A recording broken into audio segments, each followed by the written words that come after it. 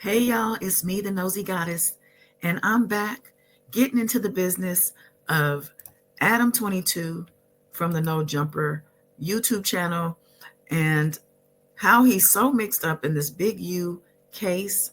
We know Big U has been indicted. He recently turned himself in after being on the run from the feds who were looking for him because he had a huge 107-page complaint, which has now been officially made into a 43-count indictment. And we're going to talk about today in this video specifically about how Adam 22 is being accused left and right of being a part of this federal investigation and how he has denied it. And then all of a sudden he supposedly was picked up by the feds. And now, there's just so many moving parts to this. So we're going to go down a couple of little rabbit holes and uncover who this guy actually is. Okay. So I want to take us back a little bit and let's get into him telling us initially how he wasn't involved in any of this stuff. And he adamantly denied it, right? Okay, let's see a lot of people saying that 22 is the reason why Bricc got caught up. Fuck out of here. 22, you know what I do? I put people in position, put them on the podcast, give them jobs, help them make legal money. A lot of the shit that people are getting caught up for is shit, especially with Bricc. It's like, I'm not seeing anything that says anything about stuff that he's done in the last 2 years since he's been fucking with us, right? So, end of the day, I do employ people from the streets. And I guess, people from the streets sometimes get caught up in federal RICO indictments, whatever the fuck this shit is. And all I can say is that, yes, I may crack a joke here and there. I'm sorry, that's just my sick sense of humor. But end of the day, that's my boy. I'm standing with him. Luce, I got love for Luce too. We're going to be documenting this whole thing, helping him along the way, whatever. Anybody acting like this is because of No Jumper? No Jumper was the antidote to this bullshit. So there you go, him denying having anything to do with it and actually claiming to be the antidote, being the cure to the problem. So he brought up Bricc Baby, who has been a part of his No Jumper podcast for quite some time. He has been swept up into this indictment with Big U, who is the big guy named in this whole thing. This whole thing is around him, remember? And then there's also Luce Cannon, also a regular on Adam's No Jumper podcast, also swept up in the indictment. Here is the picture the feds had put out when they were telling us what was going on. Here's Bricc Baby, also said to have been in custody. Of course, we have Wack 100, who is another piece to this puzzle. And then we have also 600, who is also supposedly a rolling 60s. But now it seems that he has revealed himself as an undercover cop. And I'm going to get into all these things. And this is probably going to have to be a multi-parter because there's just too much to it. Okay, so here we had Adam telling us he wasn't involved at all, right? But then he posted this, which was a bit mysterious. So much for being fresh. Is watching. I made it 41 years into this life before I had involvement, conversation with federal agents. And when they showed up, I was wearing a red Nike Tech. Not exactly the definition of fresh, but a crazy update. I'm going to do the good, diligent podcaster thing, and I'm going to save it for tomorrow at 4 p.m. with Lush and some surprise guests. So make sure you tune in tomorrow. 22ster has got a big update. Tap inwardly. So there he is with a big teaser, right, to bring traffic, obviously, to his channel. And he teases a 4 o'clock update on his channel. But then he wasn't there at 4 o'clock. He seemingly had gone MIA, which left people speculating what exactly is going on. So then we had Wack 100 on the No Jumper channel telling us that Adam had been detained. What's up, man? I just called my attorney try to get him down there so Adam don't be doing no telling, bro. Man, they saying Adam locked up all on the blogs. What's going on? They came and got him this morning, bro. They doubled back. They came by and we try and have him out because he's supposed to go live today, right? Yeah, he's supposed to go live at 4 p.m. And the crazy thing is, Adam texted me. They're going to have him out by like 2:30. We can get him out by 2:30 and still make it to the building. Adam texts me every day, and I ain't heard from him today. Listen, bro. I sent Alex Kessel down there. He said he going to have him out by 2:30, right? He ain't got no nothing. He's not, he ain't no flight risk or nothing. I didn't need to, I said, Alex, just use whatever, he said, nah, he got everything he needs for this portfolio. So he should be free by 2:30. And that means he should make it back. What time he supposed to go live today? He's supposed to go live 4 o'clock. Yeah, he gonna make it. Hey, Wack. He might be. Hey, Wack. He might be a little late, a little behind, but they gonna pull it. What up? Wack. Why 2:30 or why not 2 o'clock? Well, no, he just said 2:30 at the latest. So I'm telling them, shit. I'm telling them ASAP. I don't want bro to sit in there a second. He don't have to, but they own him about something, bro. I don't know what they own him about, but they own him about something. And I don't know if they was trying to get something out of him, but I'm pretty sure come 4 o'clock, he gonna be here. My attorney assured me. They assured me that they're gonna definitely have him at 2:30 at the latest. So he'll be here at 4 o'clock. I'm pretty sure he's gonna have a lot to say. So that was very strange, right? But then he turns up and lets us know what's going on in a kind of strange twist to the situation. But while I'm in my house, I'm playing poker on my computer, a guy comes to my front door, and I didn't actually even know, but my girl was communicating with him through the box in the front of our house with the camera, and basically he's trying to serve you with a subpoena. I immediately hop on the line with my lawyer. I say, what should I do? I don't want to, handle this situation wrong. And over, I've sat down with rappers or whoever who tell me about situations in which they divulge too much information to the police or whoever, and it ended up coming back to bite. Now, that being said, I'm not really that worried because I know that I myself haven't been involved in any criminality, but I figured I would have my lawyer take care of it. So my lawyer reaches out to the guy who came to my door. She assures me that she's going to be able to ask the FBI agent a handful of questions, and from that information be able to ascertain, is Adam in trouble? Is Adam going to be forced to hand over a crazy amount of information? This is the thing that my lawyer comes back to me with. She said the feds were interested in one thing and one thing only. That the feds wanted was the cease and desist from Big U to No Jumper, asking us to take down the episode in which Luce Cannon first made the explosive statements that suggested that Big U had previous knowledge of Nipsey Hussle's death. Oh, the FBI is interested in what Big U's involvement in Nipsey's death might be. So this isn't really a surprise because Nipsey was actually mentioned in the original complaint that was filed by the feds. They didn't necessarily have an allegation in that complaint, but I will actually read from the actual complaint what they said. This is on page 25 of the 107-page complaint, number 31. In approximately 2008, Henley, who was Big U, formed a relationship with the hip-hop artist named Aramis Joseph Ashkadon, aka Nipsey Hussle. After several years, Henley temporarily left the industry after he had a falling out with Nipsey Hussle related to equipment at Henley's shop. Henley recounted in the docuseries that Nipsey Hussle made a diss song about Henley, but that Henley is a scrapper, not a rapper. Henley stated that even after they settled their differences, he picked up Nipsey Hussle one morning so that Nipsey Hussle could get disciplined for the diss song. However, Nipsey Hussle's brother intervened and told Henley that Nipsey Hussle was not going anywhere. LAPD reports documented that violence erupted, and when LAPD officers arrived on the scene, a firearm was present and discharged. In 2019, Nipsey Hussle was unalived by a member of the Rolling 60s. Now, this was in the complaint that was filed on March 17th. And they didn't put this in here for no reason, okay? It seems they're still investigating this particular event.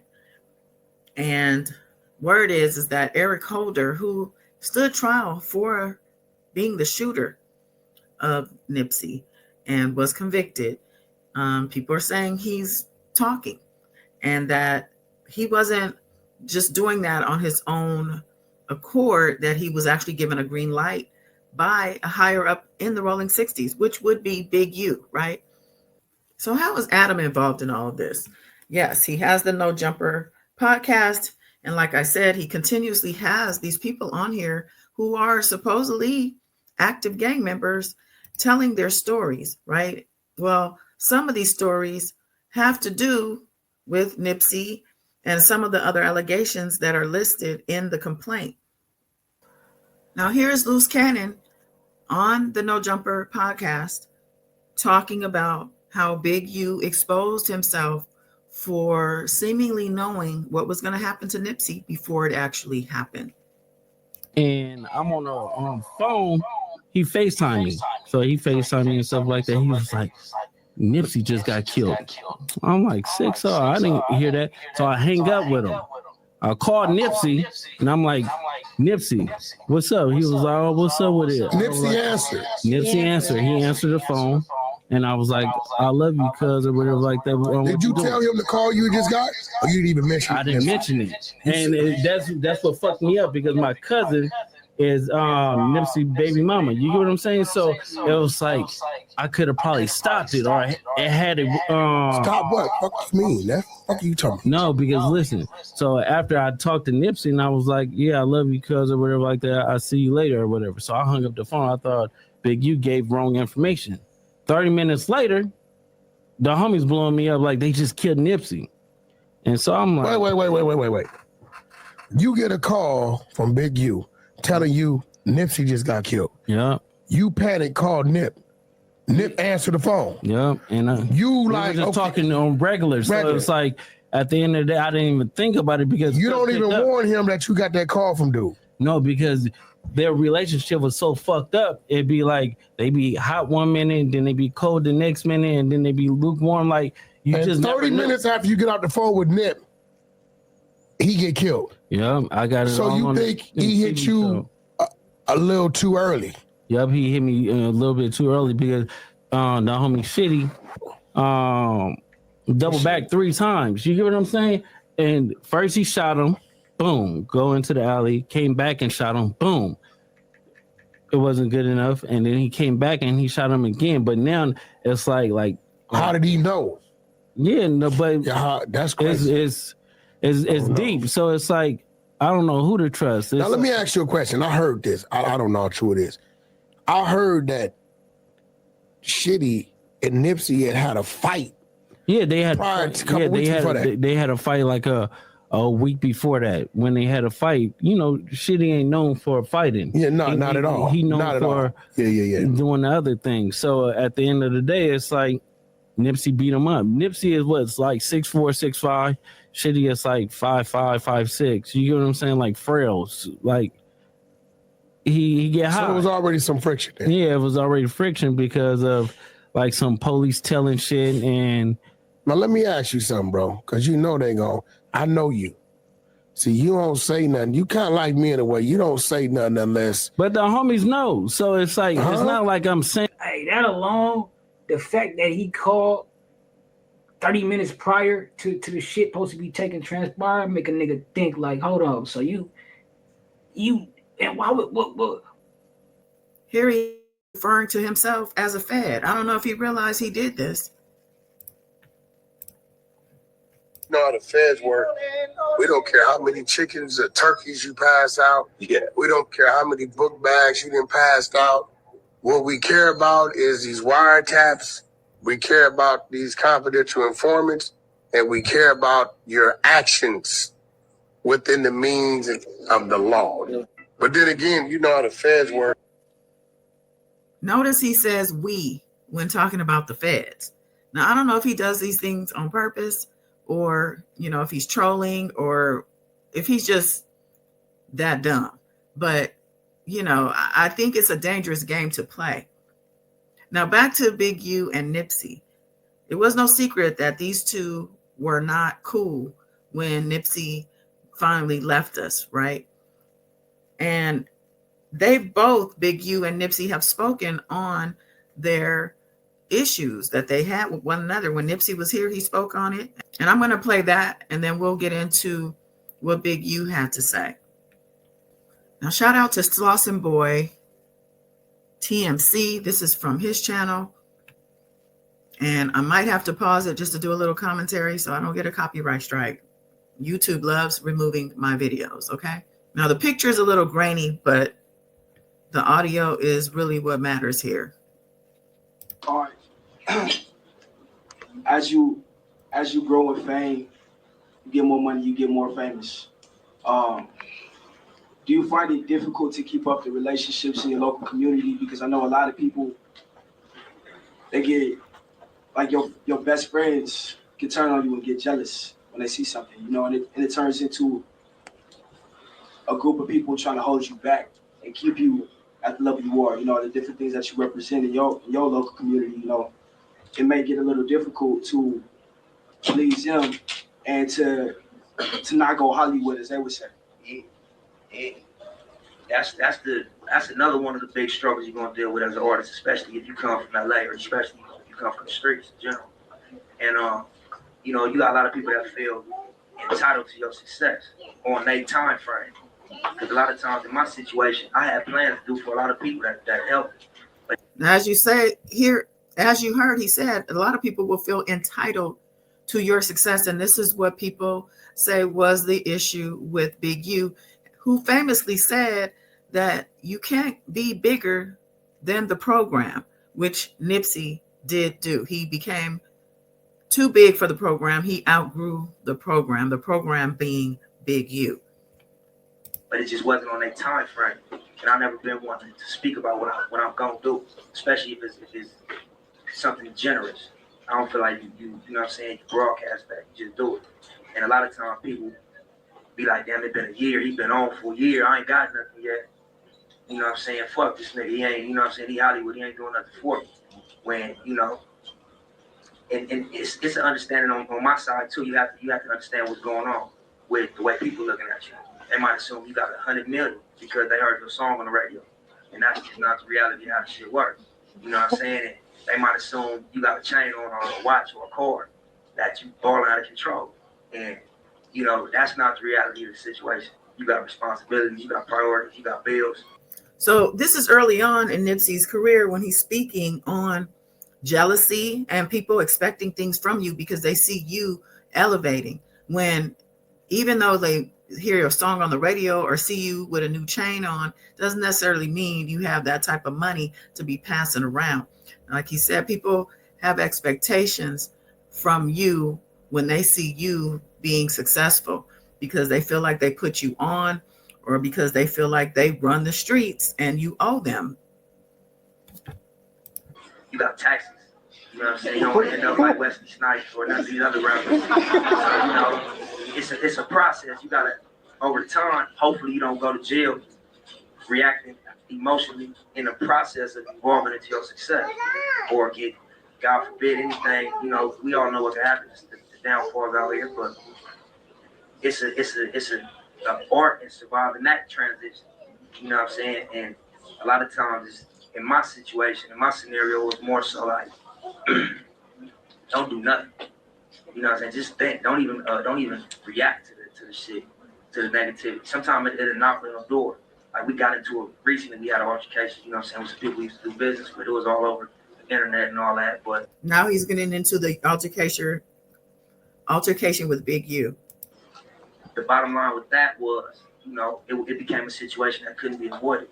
You know what I mean? It had to be addressed. But with me, 9 times out of 10, my reaction as a LA, as somebody that came up out here, as somebody that with the bullshit at the end of the day, is to just go hard. But you can't do that because you know what I'm saying. You want to live life in the direction of where you're going, and you want to the person you're trying to become. You want to live like that today. You know what I mean by that? Like you want to be successful. You want to be a mogul. You want to be, you know, a legendary artist. So you have to live like that today.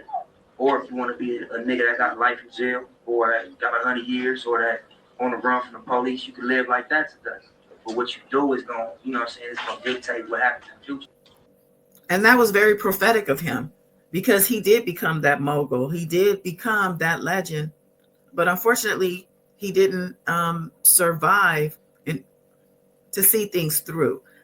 And he also described Big U's situation, moving like you want to spend your life in prison, which is what he was doing, and which is looks like he may end up doing. The marathon continues. Now I'm going to play this audio. It's Big U addressing rumors about him being involved in Nipsey Hussle's unaliving. This is from the Willie D's podcast. I'm just going to play the audio.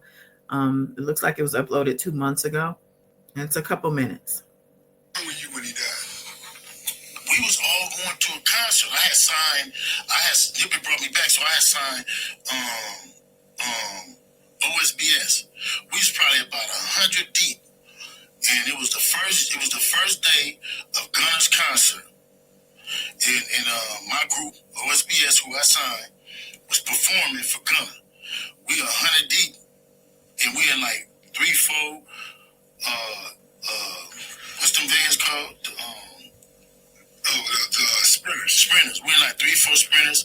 We caravan and picked the homies up, all us together. We on our way to Gunna was performing his first day of his tour was the day Nip got killed, and it was in Long Beach. And we was all on our way out there when we got the call. Text messages, boo, said someone was a shooting on Slauson at Nipsey shop. Then about 15, 20 minutes later, everybody's phone going crazy. Almost all the homies is together. When we get the call, we shoot out from there. We actually was on set. We got all the streets blocked. We waiting on OK to come out the house. Everybody's phone blowing up. Nip got hit. We flying up there. We fly up there, and we see the scene. And where we? Well, let me pause that. So he's basically saying we weren't nowhere around. That doesn't mean that you didn't give the green light, bruh. Okay? I'm going to go on and play the rest of this. Where were you the first time somebody accused you of being involved in Nip's murder? You know what's funny? Let me tell you. I never really been accused after the English. I was on the phone with Suge. Me, Suge Knight, and one of the homegirls that worked at TMZ. Suge on the phone. Suge said, "You ready?" And I'm like, "Ready for what?" He said, "You know you finna get accused, right?" And I said, "No, what the fuck you talking about, man? Go on with that bullshit." He said, "They're gonna accuse you the same way they accused me, Puffy, and everybody else who ever dealt with somebody." I just did not even see it coming. And I never even seen it coming, because I'm like, that's like the farthest thing from my mind. You know what I mean? Because you got a manhunt. They got a manhunt for the man, for the dude.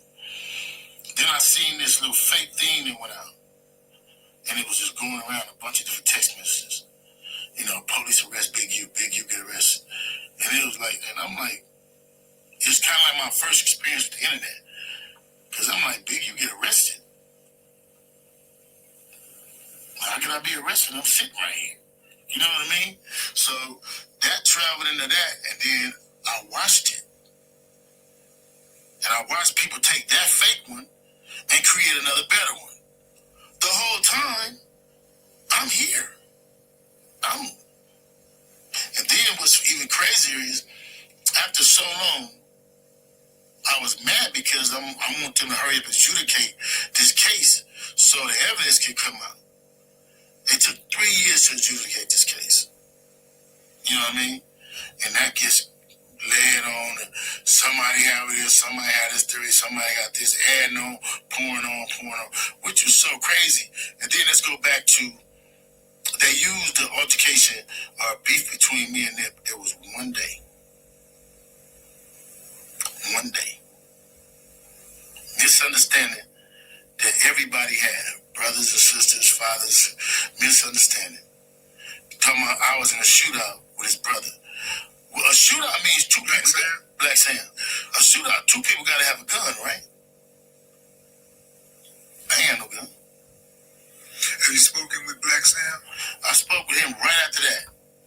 and we was all good, and years went by, and everything was good. We ain't had no issues, nothing whatsoever.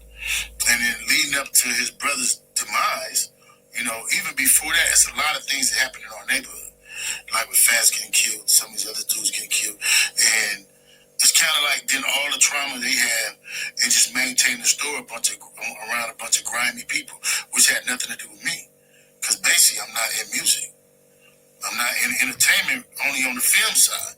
I'm writing movies, I'm producing movies, I'm managing Veen, I'm managing Tiny Lister. I managed Tiny Lister and Veen up until Tiny Lister died. I'm getting way more money. So you say you didn't have a motive. Is this not a motive? Because everybody was if you listen to the rumor mill, the motive is you were mad because you was X'd out of the deal. You know, you couldn't get no more money with Nip, so wasn't no money to get. Factually, wasn't nobody making no money but me. I had the development officer contract, which they put that on there. They tell you how much money that was. I had Manager V. I managed the Tiny Lister. I'm doing shows with a multitude of other people that I'm doing business with. I'm doing 2-3 concerts a year with Developing Option and others. I'm booking every artist that basically comes in LA. Now, was he booking every artist, or was he checking in every artist and charging them or taxing them for coming into the city, which is a part of his charges, the checking in aspect of extortion? So he says he wasn't in the music business, but he had a label and he was managing artists. He literally just spoke on also the fact that when Nipsey had passed, he had a group that was about to go on stage. They were on their way to a show. So he contradicts himself. And also, he said there was no money to be made. He was the only one making money. But he cites his charity, which you're not supposed to get rich off of a charity. And this is another reason he got in trouble. He would allegedly extort these famous people for coming into LA and giving them protection from them, really. They would donate to his charity, I'm putting that in air quotes, and then he would transfer the money into his personal account, which is definitely illegal. So this guy, you know, he's not that smart from what I can tell. And, you know, the first thing he wants to say is he's the only one making money, and he cites his charity. You're not in a charity to make money.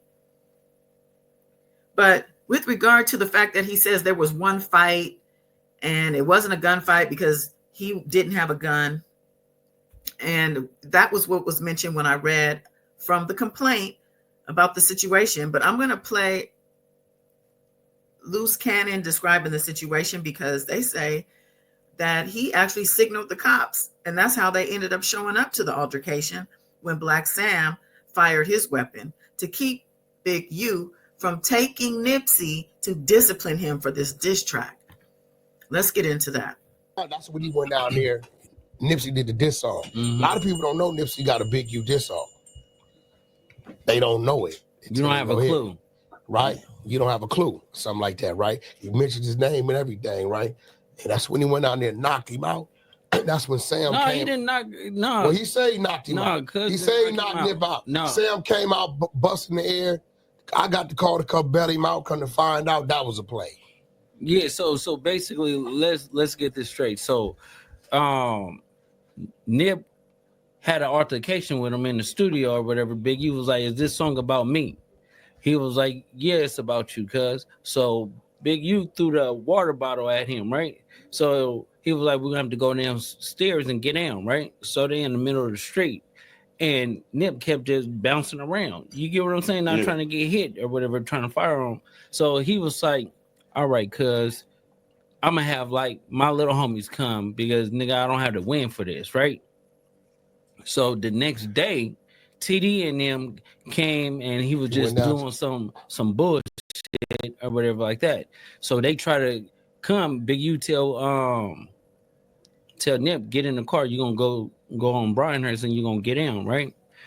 Black Sim, like, you ain't taking my brother nowhere. You get what I'm saying? And he tried to pull him out the car. When he tried to pull him out the car or whatever like that, Nip looked over and he was like, listen, long as you don't me, we good. So he was like, no. So Fats, right? My homie Fats. You talking about another situation. I'm talking about the same situation. The situation this happens when Black Sam busts in the air. No, he did bust in the air, but Big U tried to fire on Fats. Fats put him on his pockets. And then Fats put him on his pockets. I got a call on that one. He put him on his pockets, right? So, Fats is like 5'4", but he was stocky. You get what I'm saying? So he put him on his pockets. They try to rush Nip. You get what I'm saying? Like Pauls and all of them, right? And so Black Sam busts in the air. When he busts in the air, Big Useless had the police already watching. They come there 30 seconds, right? That's how we don't even know till Black Sam and the other dude from 40s tell us when we started exposing. They said, bro, Wack, that night when that thing happened, when the police came, Big U flashed something and started directing the police. And we're like, what you mean? This is before we learned about the community leader and the grit. Like, we dumb to the fact. Yeah. He didn't see what he didn't see. And I'm like, so when we start reading in depth and we brought that dude Star, I said, bro, come. He like, Wack, once dude flashed the badge and I'm finna take y'all somewhere. At that point in time, he's a peace officer. Okay, SKG. Remember the chick? We exposed it. The chick threw the water on him. He had to stand. He ain't knowing they recording. And he said, call the police, right? And the chick went to the room, right?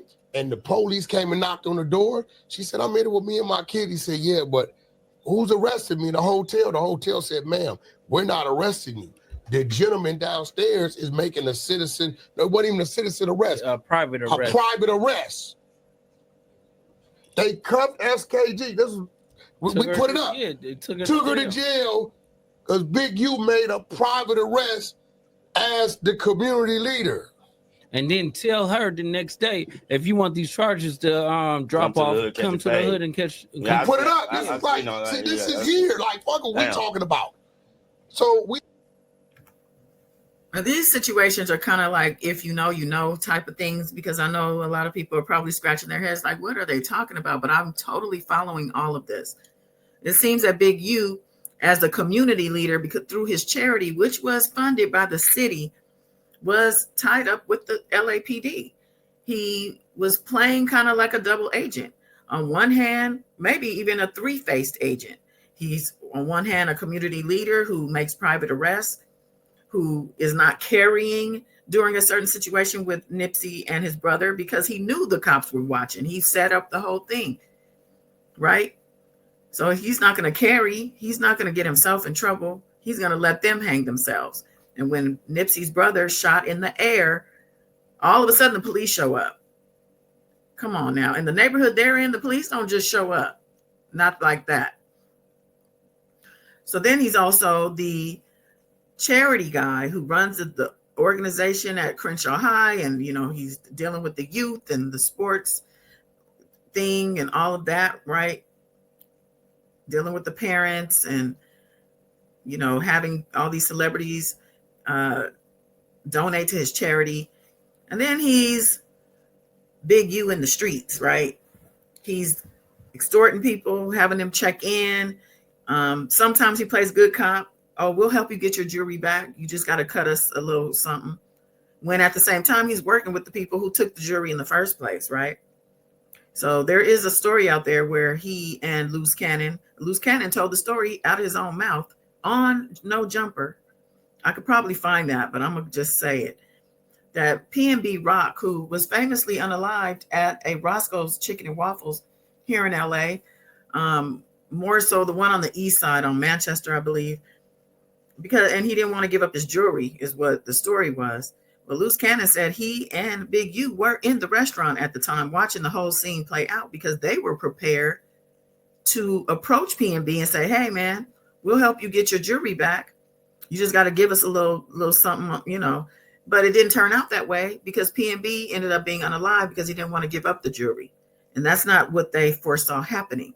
But he admitted they were there, ready for the whole play. So, that just says that, in my opinion, they have some accountability for that as well. They set the whole thing up. A father and his stepson went down for that, for actually doing the act. But it sounds to me like Luce Cannon already admitted setting it all up. And that's the thing about these podcasts. And back to Adam 22 and what his role is in all of this. Whatever the mainstream narrative is, you have to look at the opposite. For example, Adam 22 and Vlad TV did an interview. During that interview, they were both talking about the narrative of the hip-hop industry, saying that they're all feds. Basically, these feds are setting up these rappers in interviews. Of course, they deny. And then Adam 22 gets picked up by the Fed. No, bro.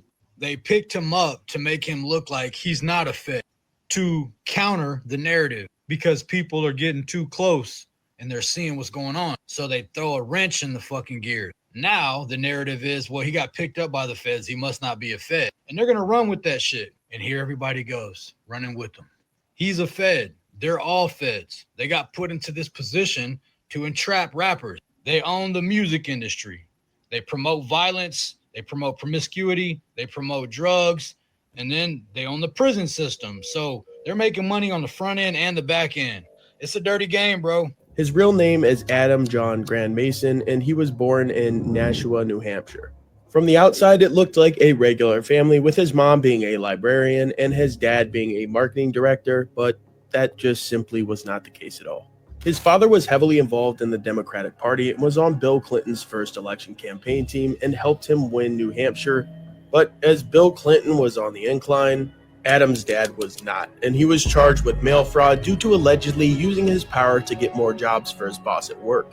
He was sentenced to federal prison and had to serve 1 year in 1995 when Adam was 12 years old. When Bill Clinton left office, he issued a series of presidential pardons, and Philip Grand Mason was one of them. Even though at that point he was already out of prison, but it did make him to where he wasn't a felon, which meant he could vote. My dad was kind of like a low-level Democratic operative, helping people's campaign in the early 90s. He was an alderman. He was clever enough or lucky enough to serve on Bill Clinton's first election campaign in New Hampshire, helped him win New Hampshire. Probably realistically didn't play that big a role. Probably not. And then my dad caught a federal charge for mail fraud because he allegedly was using his power to get more work for his boss. The feds wanted to get his boss and that he wouldn't snitch on him. So he ends up having to do a plea deal. He does 1 year in federal prison around 1995. And then when Bill Clinton leaves office, Bill Clinton issues a series of presidential pardons, as they do. He issued like 30, I think. Of all the people that Bill Clinton met in his life that went to prison, he chose to pardon someone who was already out of prison. But it made it so that he was no longer a felon and he could vote, which was very important to my dad. Has he been on the plane? There's been a lot of talk of that. He never knew Epstein. He never went to the island. So like father, like son, right? His dad was in politics. He got caught up in some mess. He got pardoned by Clinton so that he could get that felony removed and he could vote. But that's that privilege, right? And Adam, I believe, was put into play. He was been put into play to get these guys in position so that they could get watched very closely and they could get information that they need. Like now they're trying to get Adam to give them the cease and desist that Big U had sent in order to remove that story about him calling Luce Cannon 30 minutes before Nipsey was unalived. He wanted that removed and sent a cease and desist. And the feds, I'm sure Adam is providing them with all types of things. They're only telling us what they want us to know. But again, Adam 22 isn't the only fed in the room, right? Look at even how he's looking at Wack right here. Now, Academics is in this room also. And he's actually asking Wack straight up, dude, like, what's happening? Are you a part of this? Hey, by the way, I do have a theory, though. And I don't know if you guys know, I joined late. And again, first of all, I wouldn't even entertain any conversation. I see some people trying to, you're not listed in this indictment as witness, cooperant, victim, nothing, which means the police is acknowledging you've never had contact with them, right? Never. They actually describe you as a rival basically almost somebody that they might be looking into their damn self. So it doesn't look like. But I will say, some of what you may have done may have helped with the timing, right? I think you. What's that? I think you tipping off Big U. I think that definitely. I helped did with the timing. what? I think you going online and saying that, and the only reason I'm saying this is that if you ever read any federal indictment, I did what? I tipped him off. What What did the lady say in the recording I sent you? Well, please don't tell. But this is why I'm coming to this conclusion. Same. So the way how these type of, especially murder, like we haven't seen the grand jury indictment. It has to go to grand jury. This was done through just a complaint, which means they usually go to this is a 4-year investigation. They're definitely going to grand jury. They only do, that's a quick way to get an indictment when Let me intervene here. Now, when this was aired, the complaint was filed, which is the 107 pages that I read from that had Nipsey in there. But since then, the indictment has now been officially filed, and it's a 43 count indictment. So he is officially indicted at this point. Officer or agent says, we need you to sign off on this that we can arrest them. I think that they think Big U is about to be on the run, honestly. Why would he be on the run? Wack is on everywhere. Yo, they're coming. End of the month. Like, and I thought he was capping. So, again, we're going to see the real... Still? No, I thought it then. How many times have I capped? Man, you didn't like him, though. Plus, you're saying certain shit. I know you spoke to, or you had some information from the fam.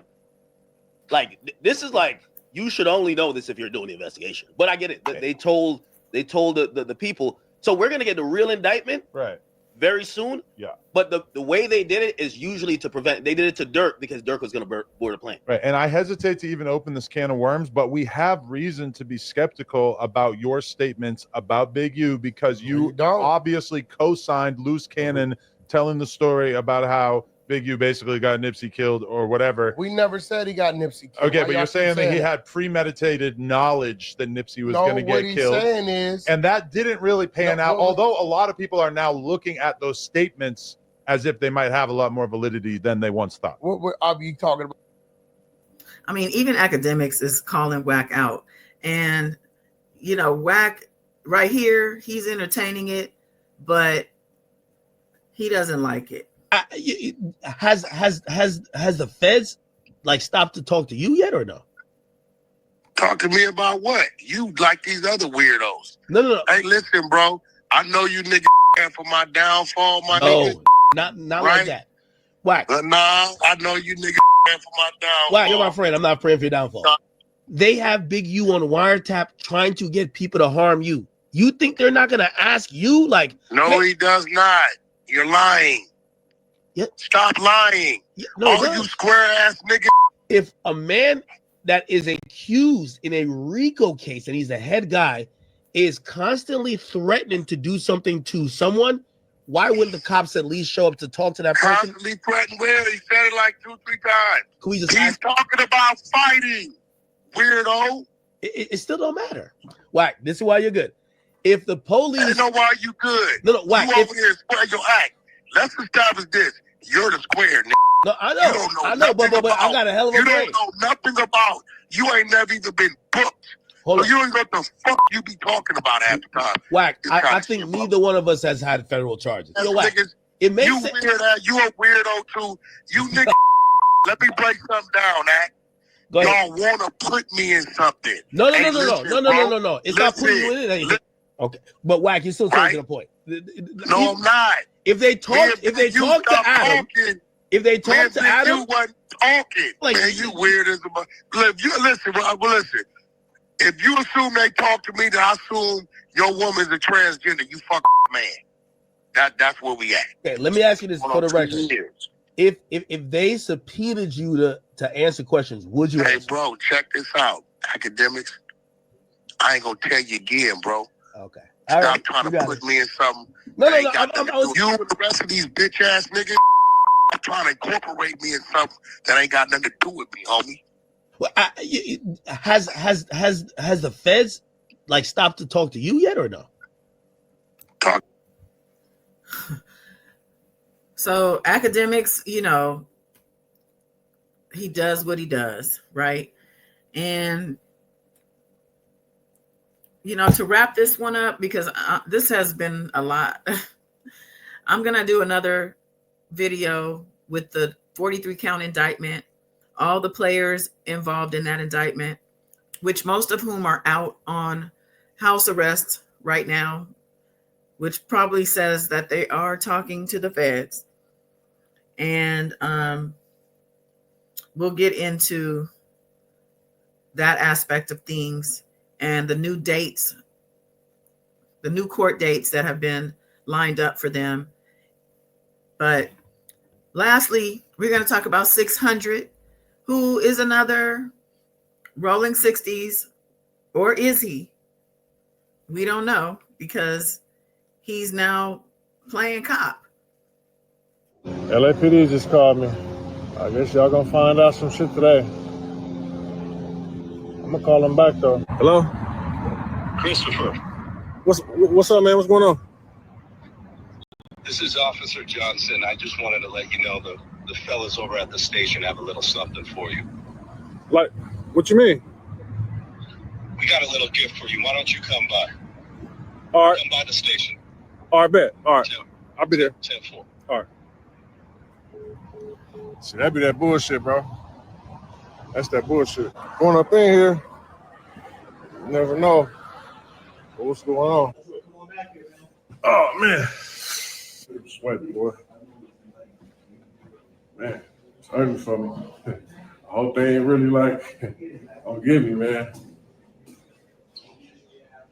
Okay. Give me an LAPD with a diamond. Let's say 600. 600, keep going.